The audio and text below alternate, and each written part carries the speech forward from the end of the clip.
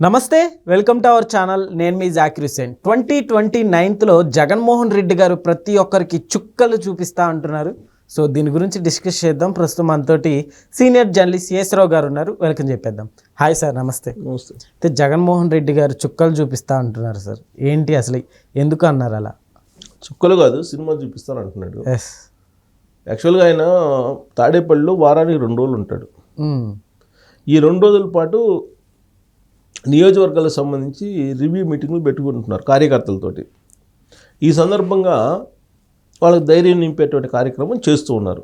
ఏ ప్రతిపక్షంలో ఉన్న నాయకులైనా, ఏ పార్టీకి సంబంధించినటువంటి అధినేత అయినా అదే చేస్తూ ఉంటారు అధికారం లేనప్పుడు. సో ఆయన కూడా అదే చేస్తున్నారు. కాకపోతే ఆయన ఇచ్చేటువంటి డైరెక్షన్ ఏదైతే ఉందో, దిశానిర్దేశం ఏదైతే ఉందో, అది సమాజంలో కొంత భయానక వాతావరణాన్ని సృష్టించేలా కనిపిస్తుంది. ఎస్ సార్, అవును. ఆయన ఏమంటున్నారు, నాలాగా మీరు ధైర్యంగా ఉండండి,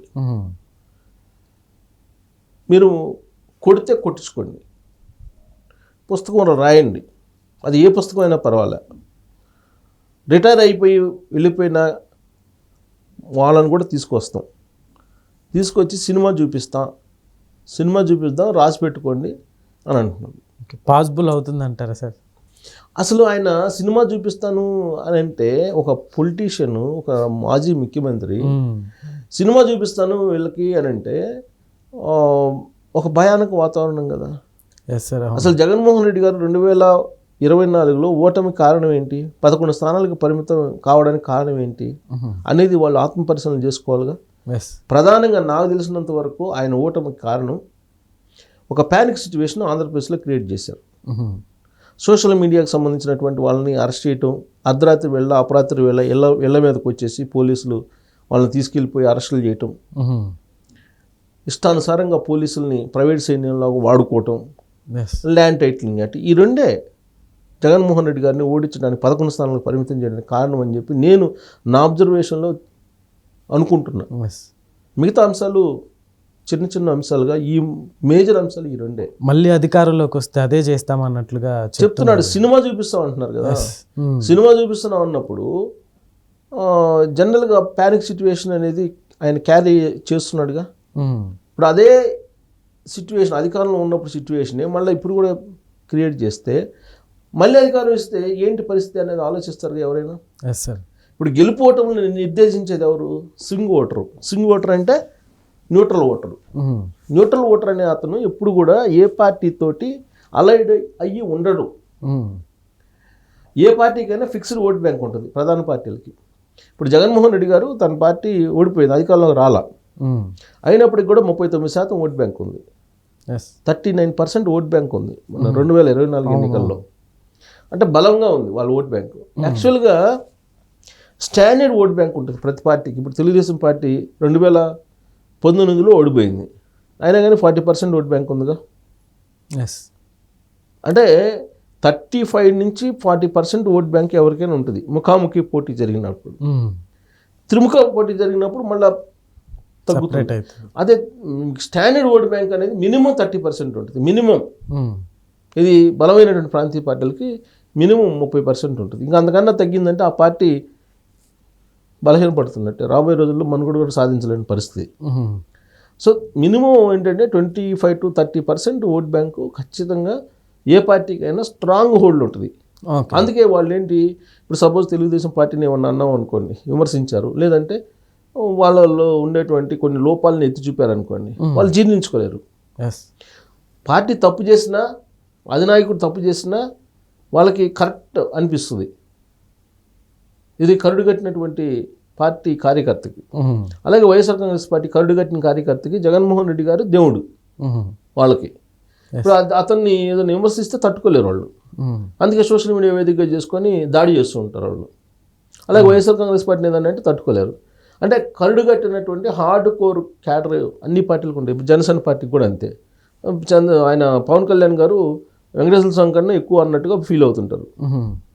ఏదో ఉంది కదా గాడ్ అని ఆయనకి.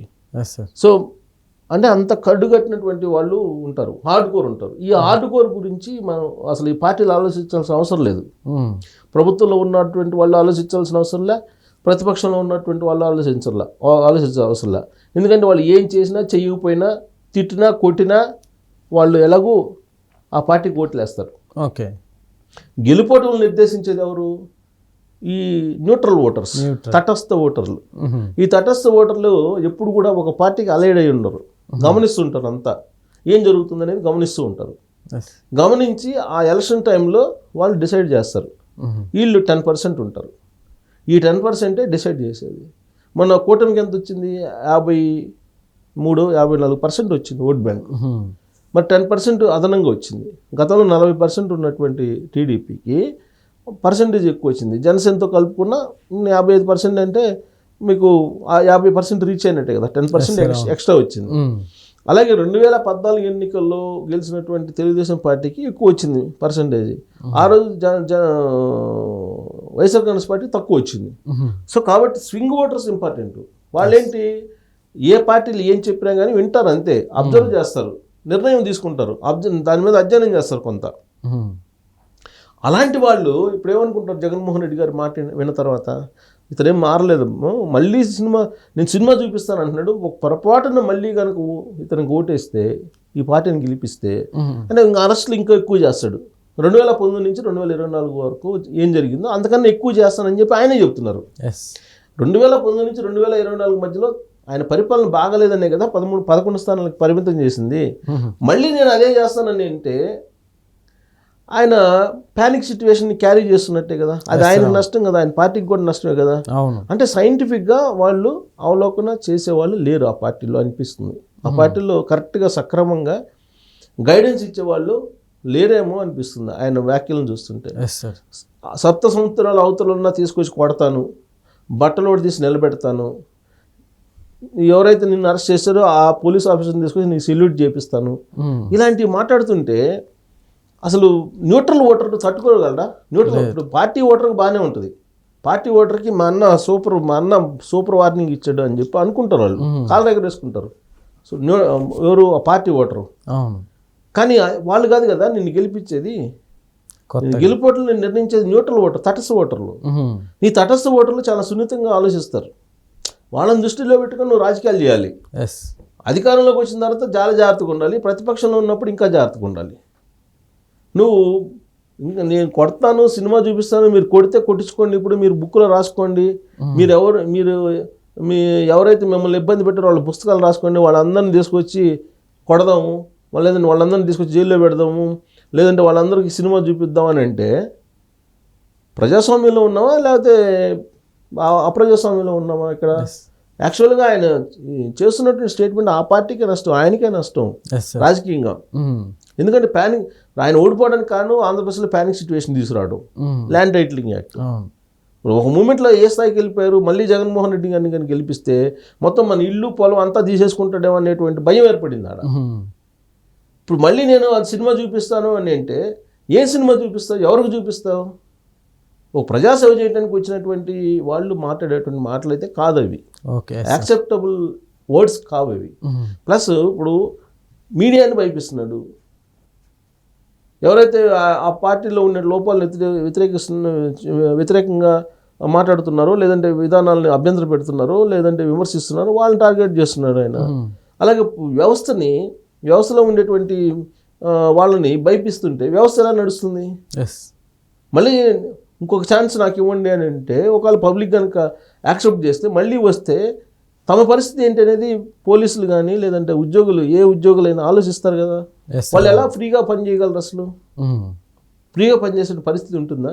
అంటే వ్యవస్థల్ని ఫ్రీగా పని చేయకుండా చేయదలుచుకున్నారు ఆయన అలాంటి మాటలని. రాజకీయంగా మాత్రం ఆయన ఇదే తరహాలో కనుక వెళ్తే బహుశా నేను అనుకోవటం న్యూట్రల్ ఓటర్ అనేవాడు అటువైపు చూడరు. న్యూట్రల్ ఓటర్ చూడకపోతే 11 ఇంకా తక్కువ కూడా రావచ్చు, అంతే కదా. న్యూట్రల్ ఓటర్ని అతను తన వైపు తిప్పుకోలేకపోతే ఖచ్చితంగా అదే నా ఓటర్ నాకు చాలు, నాకు 30% 40% చాలు అనుకుంటే అంతే కదా. Sir. Okay sir, thank you.